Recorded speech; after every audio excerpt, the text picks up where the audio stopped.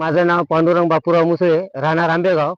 तर मुदखेड तालुक्यामध्ये मतकडच्या शिवारामध्ये माझी हळद आज कमीत कमी 3 एकर हळद अशी अवकाळी पावसामुळं असा चिखल होऊन गेलेला आहे.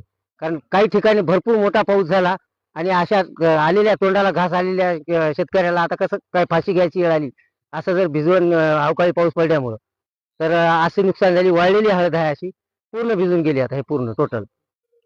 आता कसं करणार आता शेतकरी असे कुठले आता ज्वारी राहिली आमची हळद भिजली. प्रत्येक शेतकऱ्याचं जर असं नुकसान झालं तर काय करावं?